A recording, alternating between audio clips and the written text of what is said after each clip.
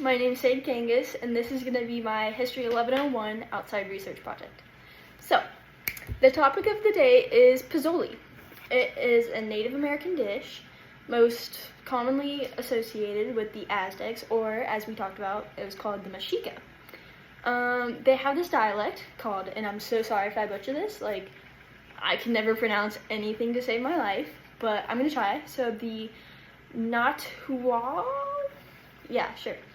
The word pozole is from that dialect, and it is most likely translated as foam.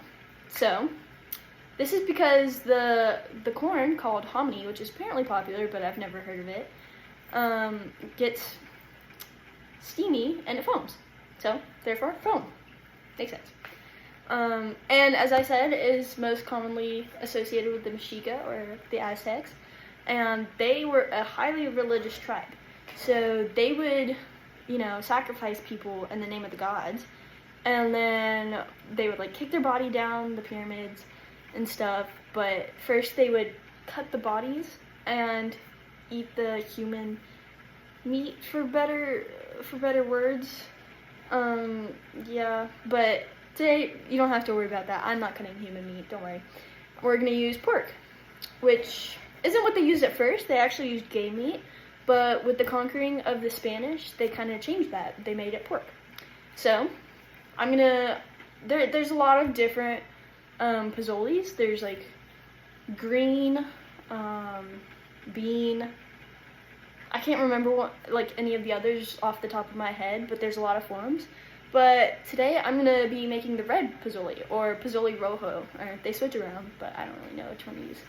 So let's get to it. So to start, I'm gonna list some ingredients. Keep in mind that this recipe that I picked was for 10 people, so I had to vary the recipe very greatly. If you want, you can size it up, size it down. It's all up to you. So the first thing you'll need is 5/8 pound of a pork shoulder, then 7/8 garlic cloves peeled, half a tablespoon of cumin powder, half an onion chopped, 7/8 garlic cloves chopped, 7/8 tablespoon of oil, 1/4 teaspoon of black pepper, a 1/4 teaspoon of cayenne pepper, 7/8 tablespoon of California chili pepper, half a teaspoon of salt, 1/8 teaspoon of oregano, 1 cup and 5/8 of a cup canned of white hominy, drained and rinsed, 1 cup and a 1/4 to 2 cups of pork broth from cooking pork shoulder, half a cup of diced green chilies, which is optional. And then there's other optional garnishes, but I will not include that in the video today. So to start, I'm gonna peel and chop my single garlic clove. While I'm doing these flashes, I'm going to give y'all interesting facts, so listen out. Okay, now that I've peeled, I'm going to go ahead and chop it. This dish wasn't always around. It kind of died out, but then became popular back in the colonial era. I'm so sorry if you're a chef and watching this. I've never claimed to be a cook, but I thought this would be a really fun video. So next I'm going to peel and chop my onion. So something really cool is that while we were studying this, I actually went on a trip with my cousin because it was her senior year to Mexico. And one of the stops was the Aztec temples. So I literally got to see where they were sacrificed and the soup was actually made, which is really cool. But it really solidified that I wanted to do this for my project. Okay, now that I'm done chopping, it's time to actually get cooking. So let's go. So now we're gonna take our meat. I got this pork shoulder from Publix. They didn't have in bone, which is what the recipe recommends, but you don't really have to. So we're gonna put that in our pan. Did you know that pozole was sacred and symbolized life and fertility? Now we're gonna add some slightly salted water just to where it fills and covers the meat. To add our chopped garlic and our chopped onion. Now we're gonna mix our spices. Pozole is now mainly made for patriotic festivities.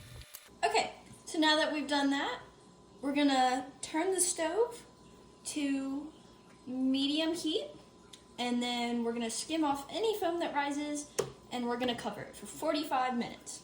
It's officially been 45 minutes, and it is time to pick this up, take the meat out. We're gonna drain it, keep the broth to the side, and then take the chopped onion and garlic and then saute it in this saute pan. So I'm gonna do a lot of this off camera just for my safety, because I know how clumsy I am, and if I'm trying to do too many things at once, I will pour it on myself. So I'll see y'all in a second. Okay, now that I've taken out my meat, it's time to cut it into 1-inch squares. So this soup is normally served with garnishes on top, like onion, radish, lime, avocado. It just adds texture and flavor. But your girl is broke. She's a teenager living on a very small amount of money, so we're getting what we get. Now that I've done my meat, it's time to saute my onions.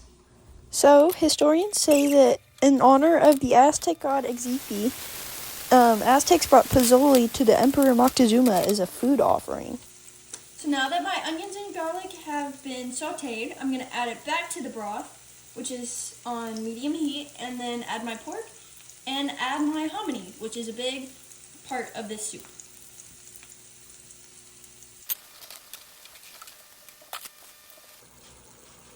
For the hominy, I'm going to drain it first, then add it to the meat. But like I said earlier, I'm going to do this off camera so I protect my safety. Most famous pozole variations come from Jalisco, Michoacan, Tepic, and more. So I'm adding 2 cups of chicken broth just to make it more soup-like. Maybe one more, maybe half one. It said 2 to 4, so we're safe. Alright, so we're gonna let that sit for another 45 to 60 minutes. A few minutes later. Okay, so this is how it turned out. We're gonna have Mr. Brandon here taste test. It came out a little less soupy than I thought, but so what would you rate it?